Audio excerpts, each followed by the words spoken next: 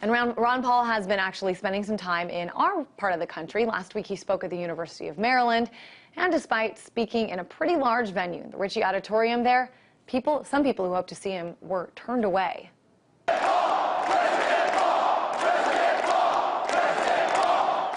More than 1,700 people came and gave him what seemed to be a rock star treatment. If you look around the crowd, a lot of these people very young. Always interesting when a 76-year-old man can draw so much support from so many young people.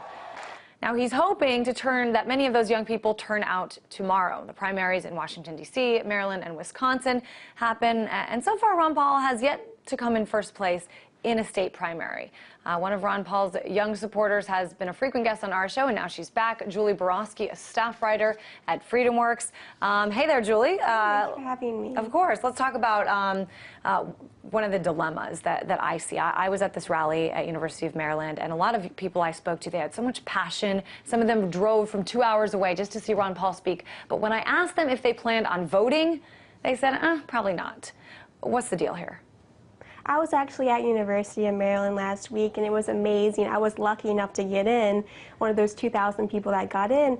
I think what you're seeing is that a lot of libertarians are a little bit skeptical about voting because they think there might be voter fraud, such as Maine that we saw.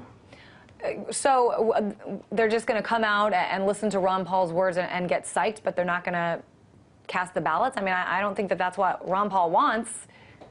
There are a lot of Ron Paul supporters that will vote. I will vote.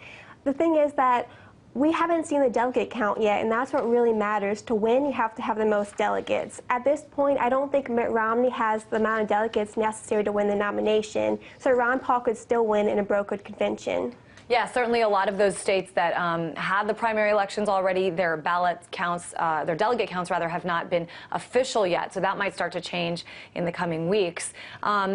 Now, this is interesting. Quite a few people, including Peter Thiel himself, have said this isn't just about the 2012 election. It's also about setting an agenda for the future, for 2016. And I want to play a little bit of an interview I had with a young man that I met at University of Maryland who had a similar message. It may not be about this election. It may not be about the next one, but in 10 to 20 years from now, when, we're the core voting group, Ron Paul's message will be carried on, and whoever the strong liberty candidate is at that time will probably has a good chance of winning the White House.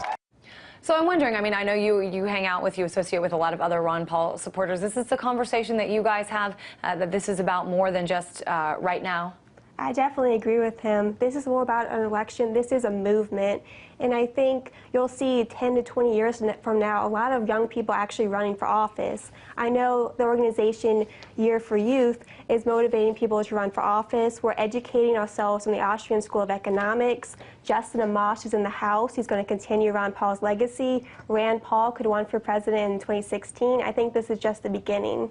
And certainly Ron Paul, as we mentioned, is very different from some of the other candidates he's running against. He's definitely not establishment. I want to play a little part of his message, and then we'll talk about it. There's no way I'm going to give up on the effort to get the Republicans back to their roots. The truth is, I'm trying to save the Republican Party from themselves.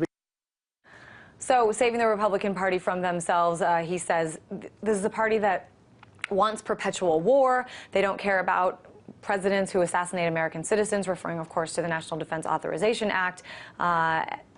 He stands for civil liberties more than any other candidate I've ever seen.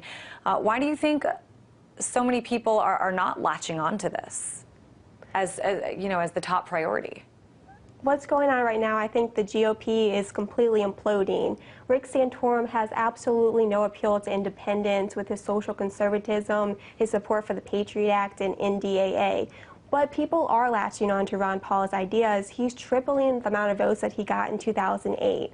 This revolution, it's not going to happen overnight. It's going to take many years, but we're on our way. Is there a plan in place to sort of make sure that this continues after, November of 2012?